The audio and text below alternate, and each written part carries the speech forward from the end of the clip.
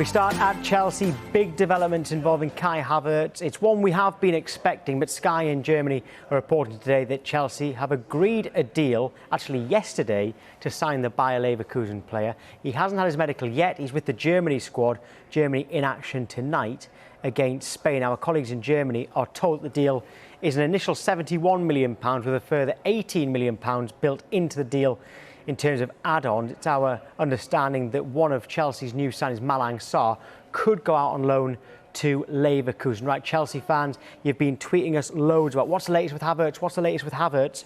All right, this is a new development for us. Let us know what you think. Hashtag transfer talk on at Sky Sports News. Right, OK, Anton, tell us a bit more about Kai Havertz. Well, look, I mean, get excited. This is one of the most sort of, exciting attacking players in Europe, and you only need to look at his record at the end of last season. He brings versatility. He can play 8, 10, wide, centre forward.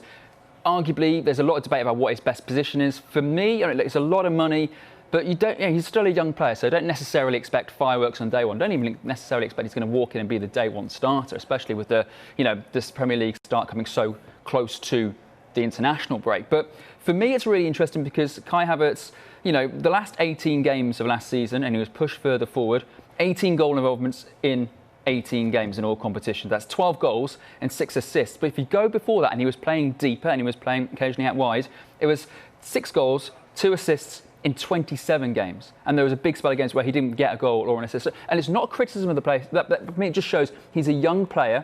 And the problem is, like with so many young players, if they can play in so many positions, there's always that, we'll fill him in there one week, we'll fill him in a different place 1 week.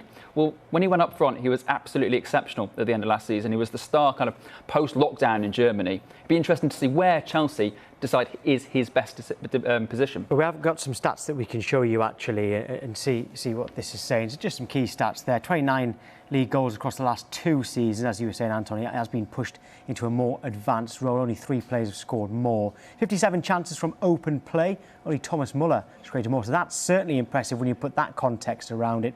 Scored or assisted 30% of Bayer Leverkusen's goals last season, more than any other of his teammates. So it's clearly a key player for Leverkusen. And there's been a comparison, Jaydee, hasn't there, that you found?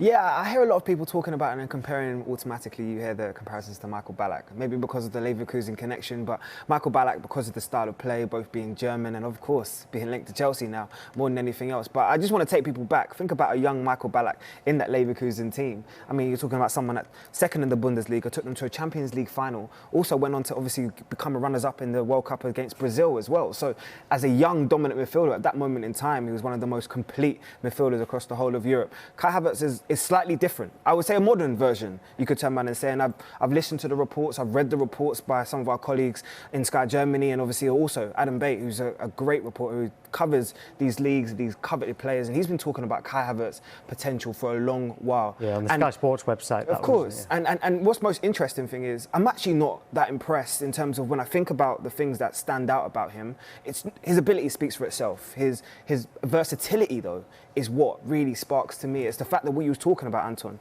He can play deep lying. He can play in the middle. He can play the 10 role.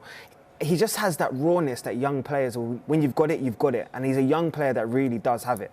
We've got to remember this. Well, this is the biggest transfer of the summer by some way. This is a lot of money Chelsea are investing. They better have a plan for him and what his best position is and where his development in that team is, because they've got so many players for him to compete against. Well, I'm sure they do. I've got some tweets coming in. Danny says, so excited that Kai Havertz deal has been agreed. He's going to be a massive impact that Chelsea need. I think Chelsea should play him in a more attacking role in midfield.